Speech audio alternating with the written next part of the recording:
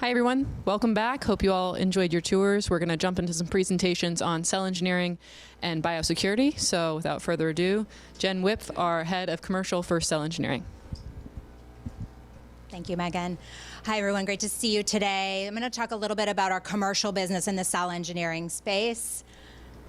So for those of you who had the benefit of going on the tour, hopefully seeing the infrastructure gave you a sense of why customers might be doing work with us. But if I outline a few examples, certainly one of those is the ability to get more data per R&D dollar, so to be doing more work for the same amount of cost. And what that might look like, let's say in the pharma space, is that maybe you can carry therapeutics longer in your pipeline, as opposed to having to narrow those down early on. So your likelihood of success of sort of finding something of therapeutic importance or finding something that's going to be successful in the clinic is higher. For non-pharma applications, maybe that's just the total likelihood of success of bringing something to market. Another reason is just existing data assets that we have. So that's something you can't see as you walk around the foundry, but as you can see the scale of which we're producing data, you can imagine all of the data that's behind that. And certainly some of the reasons here that we're seeing are things that are driving success-based pricing deals, for example. So a lot of times we have a lot of data that's already in existence that helps customers start at a place that's further along the sort of discovery or development pathway, and therefore reach the endpoint much faster. Another reason might be to launch work fast. So I think a shining example of this is Archaea, right? So the company started in April of 2021. The next day, there was R&D work happening in the foundry. And fast forward to today, they now are launching their second product with an extinct flower fragrance that I think some of you can see here. And so really the ability to start that work and therefore get to a commercial product much faster is a huge advantage. Also saving on laboratory CapEx. So I've had some customers come and see the space and say, oh, I really should think about what I build versus what I maybe consider outsourcing. And along those same lines, sort of replacing fixed costs with variable costs. We know that a lot of companies, particularly small companies, have a really high R&D spend. And then as they get closer to commercialization, they're focused on, driving that product to market, getting into the channels, and that R&D team can sometimes not have enough work. And so the ability to kind of be able to flex that spend and the work up and down is really advantageous as well. So some of the reasons that we're seeing. And I think those reasons are applied across all of the industries that we're in. Like all of these companies are struggling with those same kinds of challenges. And so remember, we are industry agnostic platform, and so I wanted to give folks a sense of what we're seeing across some of those industries. So today we have 105 programs going on concurrently in the foundry. And the sort of mix of those, you can see here along the column. I think the notable thing is that what we're seeing in pharma and biotech is this growth of the total percentage. And I think that's actually a commentary on really how tip of the iceberg we are in this sector. Remember, we started work in pharma later than the other sectors, and we're continuing to build out both capabilities and physical lab space and data and all of that. And so we're really seeing a lot of momentum picking up in the pharma space. And so you can imagine some of the momentum that's happening there, and I'll talk about it a little bit today. And we're still seeing a lot of strong growth in the other sectors as well, and so that's sort of keeping up with our ambitions to grow in those sectors. So in terms of pharma, I want to spend a little bit of time talking about what are we doing in that space. And I think it's important to remember that since we're not talking about products, our customers are doing those, we're thinking about that work in terms of modalities, in terms of sort of the scientific problems that pharma companies are trying to solve. And so that spans sort of a ton of modalities: cell therapy, gene therapy, biologics, RNA therapeutics. I'll talk about a few of those, but importantly, it also spans from discovery to manufacturing. And I think one of the other really interesting things about the solutions that we're providing is the ability to think about manufacturing and scalability alongside discovery, sort of earlier in the development pipeline. And so a lot of these kind of look like they're in different sections, but really many of them span sort of the R&D development pathway. So I wanted to highlight two of these that I think are interesting case studies for what we're doing in pharma. And so one of those is Merck. So remember, we started with a collaboration that was focused on enzymes, so really biocatalysis for APIs. And again, we're really strong in this space because we've been working on enzymes for many, many years in many, many other industries, and that data is really applicable. You know, biology didn't decide that they were going to work on enzymes for agriculture or for pharma. Biology is working on a biochemistry solution, right? And so we're able to apply that in many different places of the work. And Merck saw a lot of our strength in the enzyme space. And remember, they are very strong in the biocatalysis space as well, and saw that sort of our data and capabilities would give them a strategic advantage and could help them do more biocatalysis work than their own internal teams could do. So again, expands their pipeline. On the backs of that, as they sort of started to see us delivering in those space, we were also able to sign a second deal that was in the biologics sort of manufacturing space. So again, like as we're starting to work with these kind of blue chip pharma companies, they're really learning more about our strengths. We're learning more about what problems they're trying to solve, and we're able to kind of find the next fit of what we can do together. And we're seeing that play out in Merck. We're seeing that play out in Novo Nordisk as well. And so we started a pilot program with them. We reached that over the summer, and now we're expanding into the next set of work with them in sort of a multi-program biologic space. And so I think what's important about both of these deals and sort of a number of the kind of blue chip pharma companies is that, you know, now we're in a place where our tech is good enough, right? These are players who are scientifically very strong, have a long history of developing products, and they're seeing us as an advantage to their own R&D teams. So that's one thing that's really important. The second is that these are large companies that are often thinking about a particular therapeutic area, and remember, we're a platform. And so we're learning also how to navigate those companies to get these really big collaborations together, and then from there, finding ways to expand the work that we're doing with them. And so I think you'll find that there are a number of these other sort of logos on the screen where that same sort of enterprise sales thinking is playing out for us. So one of these kind of new enterprises that we're working with is the Pfizer Deal. And so in the Pfizer space, we're working with them on RNA molecules. And remember, they're thinking about trying to solve clinical problems, get products to market. And what they found with Ginkgo is that because we have the scale to kind of explore a really broad set of scientific questions, we're able to also think about not just a particular solution in the RNA space, like circRNA or mRNA. We're actually able to think about the problem that they're trying to solve and then apply whatever tools or modalities might be best to advance that. And so I think that's a real strength of our platform as well. Of the breadth can sometimes seem like, well, it's confusing. Like, what are you actually doing in the pharma space? But when you're trying to solve a sort of clinical problem, that breadth can be a real advantage, right? You can start to say, I'm not looking for a particular solution. I'm trying to get a product into market. I'm trying to discover a therapeutic. I'm trying to make sure it's scalable and manufacturable. And I don't necessarily have a way to do that in mind from the start. And so again, like this is one where this is really very much a discovery space. So again, we're moving from a lot of the earlier deals in pharma in the manufacturing space, moving more and more into discovery. And I think also we're able to think about not just discovering RNA therapeutics, but think about the path to manufacturing those, the path to making those scalable, the path to bringing those to market really early in the process. So as you walked around the facility, for those of you who are here, you can see how even early on we're able to run design, build, test, ferment cycles to kind of see where that's going and use that as a part of our process.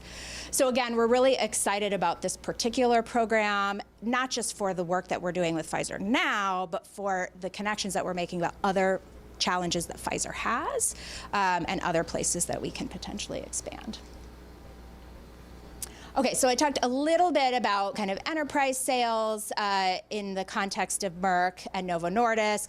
Beyond pharma, we have a number of other enterprise customers, right? Bayer in the agriculture space, Sumitomo Chemical has been a long-standing customer that continues to do work with us, Solvay, and others. And so what's really interesting about this is once we have that sort of customer acquisition cost, again, they're starting to understand our capabilities more. We're starting to understand their scientific challenges in whatever industry they're in, be a part of their scientific teams, and try to find other ways we can advance their R&D pipeline.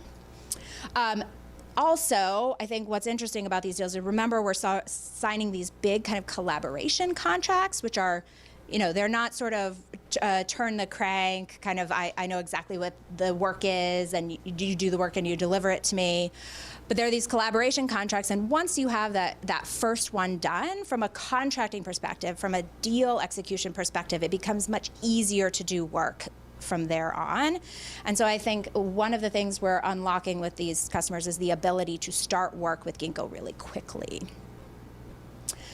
The other thing we are focused on in the sales space is really helping customers understand what it is we can do and how we can deliver that work to them. And so you'll see that in a lot of our kind of service offerings work. So in enzyme and protein services, which we now have the success-based pricing, helping customers really understand what it is that we can do and how to, again, start that work with us really rapidly. And so that is really a driver of helping to make these deals for us execute quickly and bring people onto the platform really rapidly. So we get out of the cycle of, what do you really need? What can you do? Enzyme services, success-based pricing, like what's your target? Let's go. And oftentimes we have the data to start that already. And so you'll see us helping to explain in the marketplace more and more what that looks like and how you can start work with Ginkgo more quickly. Okay, so I think if I sort of summarize a few of key points, and I'll open up for questions after this. So I think we continue to sign deals with really kind of blue chip customers, right? These customers are scientifically of high value. They're hard to sign deals with. Getting these customers means that like our tech is good and is good. Like it's better than what they have. We've really advanced sort of not just the foundry, not just the automation, but also the data that we have, also the ways we work with customers, also the ways we sign those deals. We continue to have a lot of success with repeat customers. So once we sign that first program, we're delivering on that. We're opening up the doors to more and more work with those customers. And we built out a team to drive the expansion of work with these enterprise customers.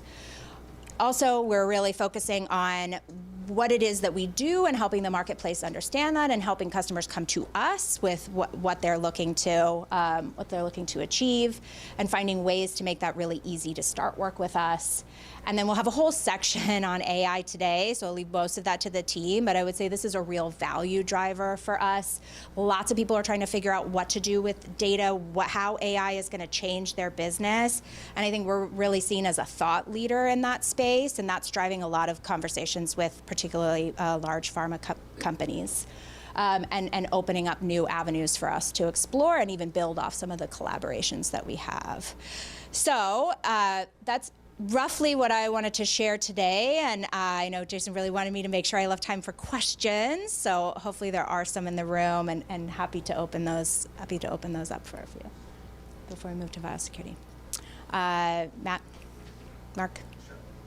How is the success-based pricing model going?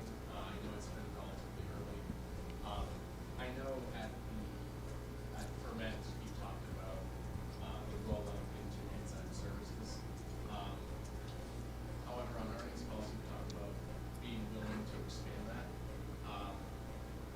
especially if it's going to bump up your program, the sole program number. I guess how's that going, and are you seeing new programs coming on beyond enzyme services?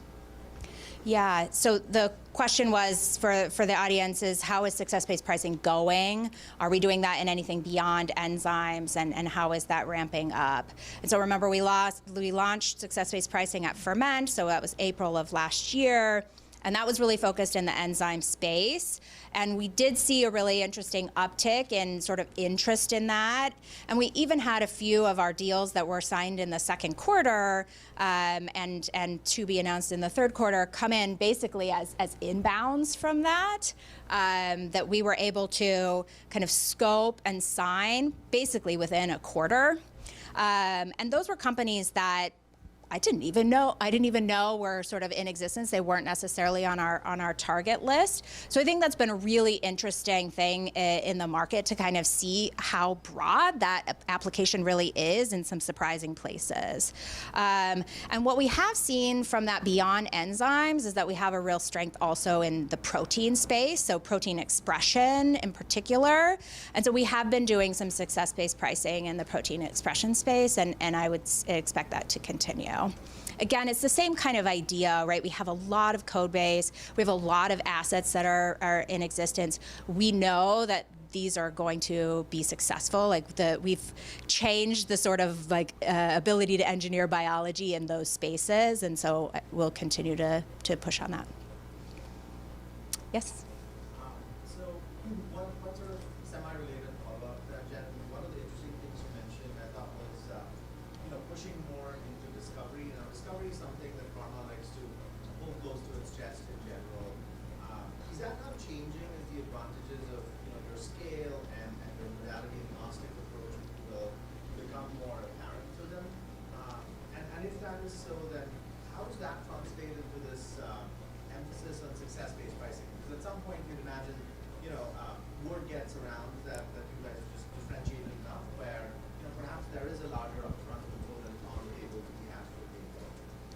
Yeah, so if I maybe repeat it for people on the streaming. Yeah, so if I try to summarize the question, so Pfizer kind of represents some work in discovery. What am I seeing in terms of sort of interest in discovery work? Why are pharma companies coming to us for discovery work? Did they sort of realize that we could do that, or how has that played out? Is that right? Yeah, so I think some of that has been both building up our internal capabilities across those modalities. So remember, we have been building up our team. We've been building up our physical space in BioWorks 7 to expand to some of those modalities and in discovery space. So I think customers are noticing that. Also, a lot of those customers are already doing work with us in the manufacturing space, and kind of through those programs are thinking, oh gosh, this could really help me if I thought about it a little bit earlier, and probably these same types of strengths are useful in the discovery space. The ability to really go broad with scale, the ability to really look into sort of the genetic design space. So yes, I think in some respects, pharma customers are starting to realize that we have a real strength in that space, and it's our job as sort of the sales team at Ginkgo to help show that to them. So I think we'll continue to see more of that. And you said pharma companies tend to have discovery and kind of hold that close. I think also the sort of changing landscape of what is happening with data and AI, and even the fact that we have a lot of data, is making pharma think about how to stay competitive in discovery. So I think in particular our strengths in AI and what we're building are going to continue to help that. Yes. I think last quarter you talked about a 40% reduction in program lead time to get programs started. Can you talk a little bit about how that's impacting your discussions with customers and sort of the cadence at which you're adding new programs? Yeah, sure. So the question was the reduction in sort of program launch or program scoping and how that's driving sales. So it's a really important point for us, because some of the hurdle of getting deals signed is figuring out what is the work that we're going to do, what are we going to deliver to the customers, what are the terms on which we're going to do that. And so that is probably the biggest linchpin in the sales cycle, is defining the work and making sure we're delivering something to the customer that they want. And so any decrease in doing that is really helping the deal throughput. And remember, that's growing quarter by quarter. And so we're focusing a lot on that. And so one way we can reduce that sort of like time to start a program is some of the sort of product-based marketing or success-based payments that we have. It's like very clear what the work is that we'll be doing. Another is thinking about sort of the work and the modalities that we're doing and helping to be really crisp on what the deliverables can be for customers. And so that is a focus of the sales team in general, is to figure out how to continue to drive that down. We're doing that in order to kind of increase the deal throughput.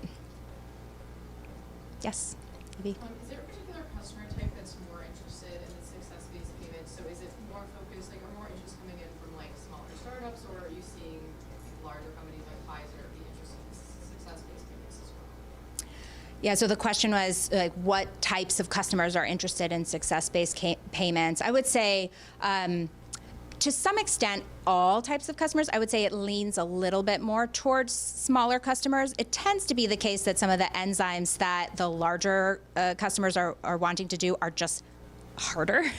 And so they're not quite the mold of what the success-based structures look like. But they're embedded in those teams. Often there are some sort of simpler, let's say, enzyme programs that are coming from large pharma as well, but skews a little small.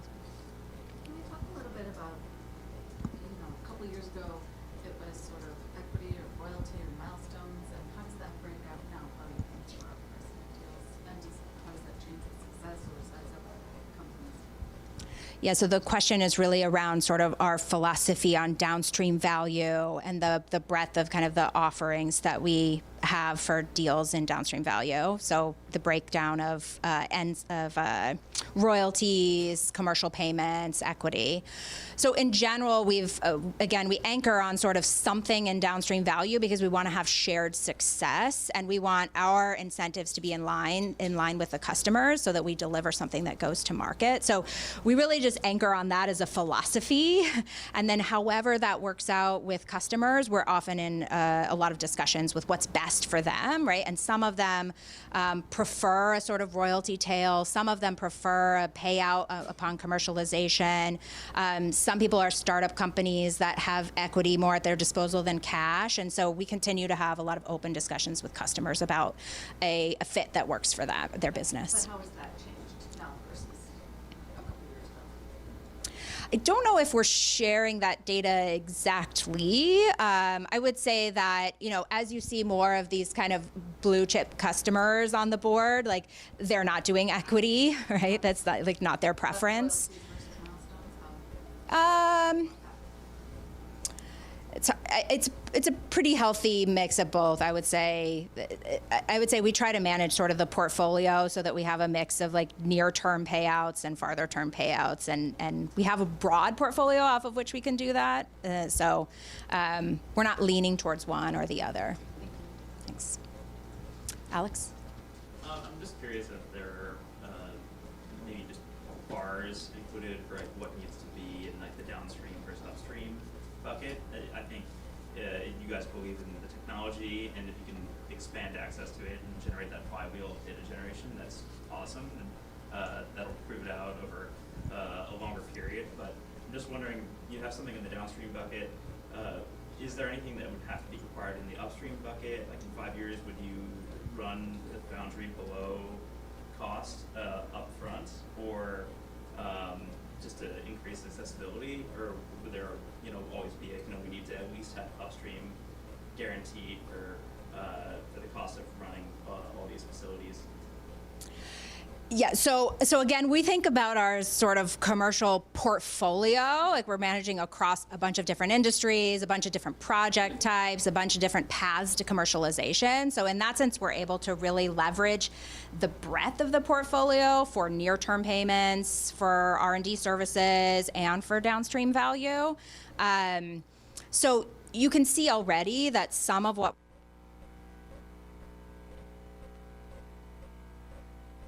term payments being different and retaining value that we can get later on. You'll also see some sort of licensing deals for assets that we already have, where the R&D is sort of done in arrears, and we're able to sort of license some of those assets. And so you'll see us experiment with a lot of those terms, yes. Yes. On one of your earlier slides, you had a breakdown of active programs by pharma, biotech, food, ag, industrial. How do you see that evolving, especially in light of the success-based program sort of taking off? Yeah, so I think if I were to try to put the question is what's the mix of industries and what's that mix going to look like in the future potentially, and where does success-based enzymes and payments fall in that? So I think if I were to project what that looks like, there's a lot of momentum in biopharma space. So expect the proportion of total biopharma against the rest to be growing. But success-based payments are embedded in all of those, right? And so success-based payments are part of how we're expanding in pharma. They're part of how we're doing more work in industrial biotech, how we're doing more work in ag. And so consider those kind of in all of those spaces for a certain type of program with customers. Is that helpful? Thanks. All right. Okay, I think we'll close there, and I will hand over and introduce I lost the clicker here. One Yeah, sure. So yeah, maybe one quick thing I would add on the success base, since it got asked a lot. In the near term, it's a lot of what Jen was talking about, it's another tool at our disposal to get deals done with customers. The most important thing for Ginkgo is to add new logos and add repeat programs with existing customers, because it drives scale, makes the platform better, makes our lives easier next quarter. Okay, no question about that. The long-term thing is all biotechnology product development is considered R&D. We would not say that about electronics. Okay, it is not considered an R&D project to develop the next iPhone. We appreciate that it has got business risk in it, and it is an engineering project that involves a bunch of engineers laying out the spec and scope and understanding what the iPhone can do. But we don't consider it a R&D project like we consider drug development or trait discovery, things that just might not work. And so a big part of success-based pricing is to price what today we think of as biotech R&D like engineering. In other words, you don't pay for your engineering design on the iPhone if it doesn't freaking work, right? So that is actually the macro shift that we're in the long arc of Ginkgo, in making biology easier to engineer, we're trying to accomplish. We want these things to become predictable product development by biotechnology companies, like there's predictable product development for electronics companies, because that is what blows the market wide open. Okay, and so success-based pricing is it is a pricing scheme stepping in that direction. Everything you just toured is a technological scheme stepping in that direction, but you're starting to see us starting to align the business model in that direction. I'm really excited about that. Separately, it also gives the enterprise sales team more weapons to get deals done, which is great. But that's really the longer term nudge I would push you to, that we're trying to pull off here, I think, uniquely at Ginkgo. Does that make sense? Okay.